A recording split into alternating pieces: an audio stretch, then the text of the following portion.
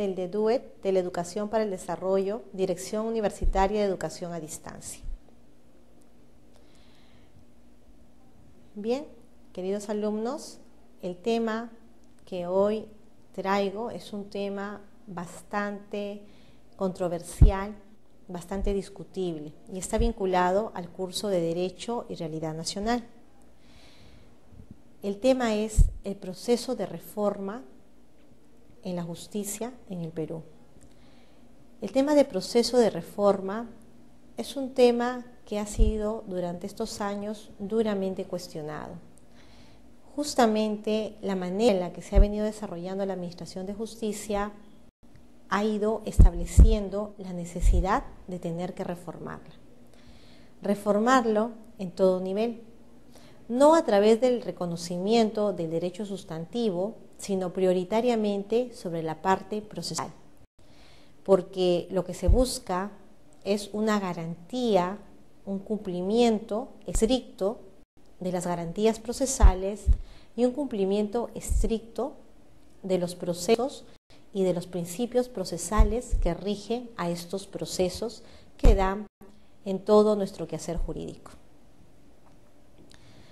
Pues bien, los contenidos involucran aspectos de los derechos fundamentales y la dignidad de las personas, la oportunidad y el acceso a los servicios, el Estado y la gobernabilidad, la economía, la competitividad, el empleo y los recursos naturales. Este sistema de reforma de la justicia es un tema prioritario y fundamental en todos los estados y obviamente para el caso nuestro también es significativo. El tema del cambio para el caso peruano se dio a inicios del siglo XXI. ¿Por qué? Porque durante los años 80, 90 se vieron afectada la actuación de la Administración de Justicia por temas de sobrecarga procesal, por temas de mala actuación por parte de los magistrados, por temas vinculados a demoras, incumplimiento de plazos procesales, lo que generaba un gran malestar a la ciudadanía, que anhelaba una justicia pronta y además efectiva. Es por ello que en el año 2000 se empiezan a desarrollar esfuerzos para poder definir cuáles serían esas líneas de acción para lograr esta reforma judicial porque era necesaria. Por ese motivo, se crea la Comisión de Bases de la Reforma Constitucional. De la Reforma Constitucional porque es la Constitución la que rige y es el pilar de todo el ordenamiento jurídico. Por ello, se empieza la reforma desde el ámbito constitucional. En ese sentido, se formulan lineamientos importantes que involucran la reforma de todo el sistema de justicia. Bien, por ello es que se tiene que evaluar una serie de necesidades, una de ellas vinculadas a lograr la incorporación de la justicia vinculante en el sistema. ¿Por qué? Porque en realidad el inicio de la actuación del magistrado involucraba independencia, involucraba sustentación, involucraba libre albedrío por parte de la decisión de los magistrados. Y ellos obviamente consideraron discrepante el hecho de que se pretenda uniformizar criterios. Había una discrepancia en cuanto a este aspecto y había un rechazo por el tema de la unificación de los criterios. Sin embargo, era necesario pensar en esa unificación para poder establecer un camino recto que dirija la actuación de estos magistrados. Como ustedes pueden apreciar en este cuadro, aparece un aspecto vinculado a los plenos jurisdiccionales, que durante los años 97 al 2002 fueron bastante pobres. Pobres en el sentido de que los temas que se abordaron para unificar criterios fueron muy pocos. Y entonces habían opiniones dispersas sobre casos similares. No se está diciendo de que cada caso involucre una situación diferente. Sin embargo, hay directrices que deben de seguirse. Pongo un ejemplo en este sentido. Por estos años, en un tema de violación sexual, había dos posiciones en los magistrados. Por un lado, magistrados conservadores que consideraban que en el caso de las jóvenes presuntamente agraviadas, mayores de 14 años, no tenían una capacidad de decisión tal y en consecuencia las personas que venían siendo procesadas deberían estar recluidas en un establecimiento penitenciario. Y por otro lado estaba la posición de magistrados con ideas más liberales que consideraban que los jóvenes mayores de 14 años ya tenían cierta capacidad de decisión y en consecuencia no era justo tener que recluirlos en un penal. Dos opiniones totalmente contrarias. ¿Por qué? Porque no había un camino, una directriz que permita orientar sobre estos temas de decisión, de capacidad absoluta, de capacidad relativa en la víctima. También está lo relacionado a la sobrecarga procesal. Este tema de sobrecarga procesal ha constituido siempre y de manera constante un grave obstáculo para que la Administración de Justicia avance de manera considerable. Los factores siempre estuvieron orientados al exceso de pedido por parte de la ciudadanía. Sin embargo, la Constitución establece que todo ciudadano tiene derecho de acudir a la Administración de Justicia a que se le cautele su derecho. Y entonces no podría haber restricción.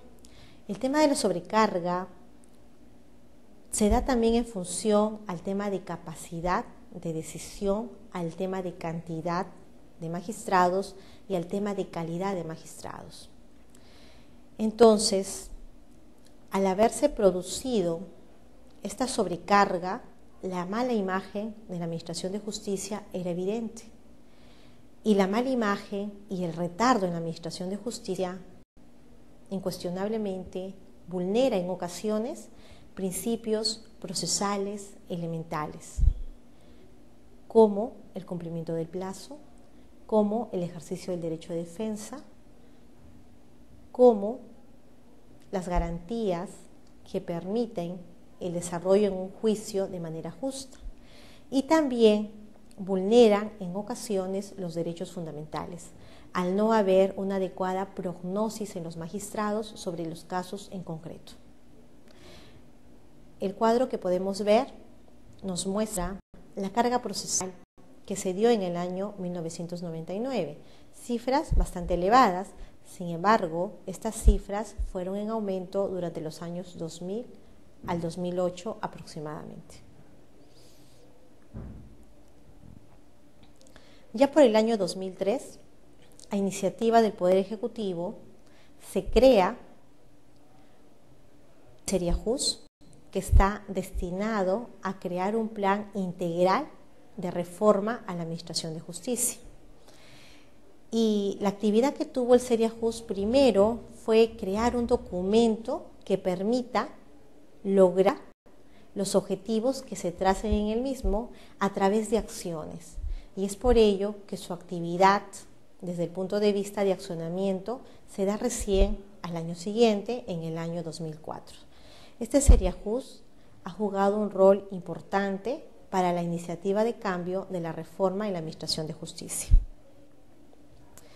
La Comisión de la Verdad y Reconciliación también ha jugado un rol protagónico. La entrega del informe final contiene piezas importantes que orienta al sistema judicial. Y justamente los cambios, las reformas que se vienen dando, tienen como parámetro este informe entregado en el año 2003. También la sociedad civil ha generado diversos esfuerzos de promoción y seguimiento para lograr esta reforma judicial.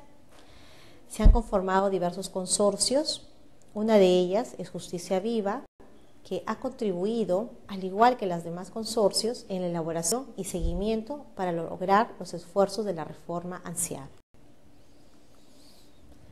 La Defensoría del Pueblo también ha jugado un rol protagónico, porque se constituyeron comisiones orientadas a seguir paso a paso la actividad que ha venido desarrollando la Administración de Justicia, lo mismo que el Poder Ejecutivo, para dar mejores iniciativas y para establecer aportes considerables a la misma.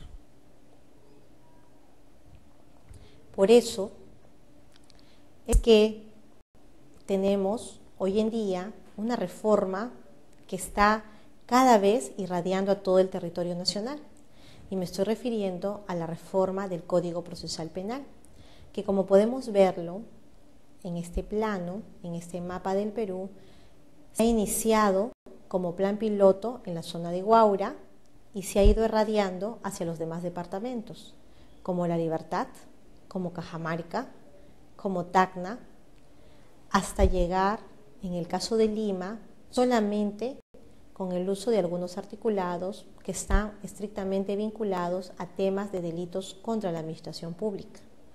El avance es progresivo, no ha podido darse a nivel de todo el territorio nacional porque era necesario evaluar a través de un plan piloto que esta nueva forma de administrar justicia desde el punto de vista penal y procesal penal se dé de manera eficiente.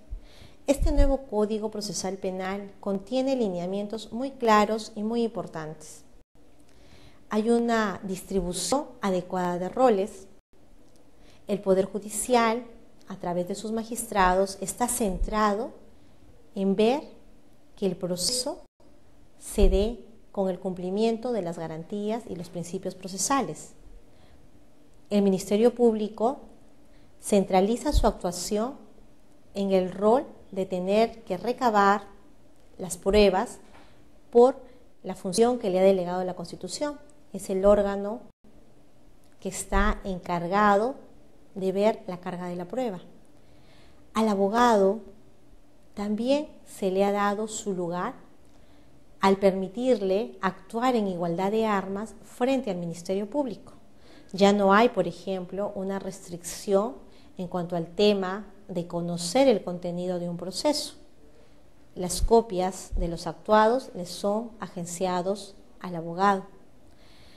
En cuanto a las partes, también se ha visto avances porque las partes exigen la presencia de un abogado desde el principio, lo que no se veía con el Código de Procedimientos Penales. Como podemos darnos cuenta entonces, esta reforma procesal penal involucra no solamente la adecuada distribución de roles, sino también el cumplimiento de las formas y de los fondos en cuanto a la actuación del proceso. Adicionalmente a ello también está el Código Procesal Laboral, que también tiene como característica el tema de la oralidad. Las audiencias se dan de manera continua y como podemos ver son varios los tipos de procesos que existen con este nuevo Código Procesal Laboral. El ordinario laboral, el tema del abreviado laboral, el no contencioso, el de ejecución, entre otros. Bien, entonces todo este proceso de reforma nos permite concluir lo siguiente, que quede establecido que sí se han dado avances considerables en el proceso de reforma judicial, que estos avances están orientados a lograr un auténtico Estado de Derecho, en donde haya respeto de los derechos fundamentales de la persona, en donde haya un buen funcionamiento en cuanto a la economía social de mercado. Sin embargo, estos avances todavía no han concluido, todavía se encuentran en tránsito. La unificación a nivel nacional debe darse, es prioritaria. Gracias.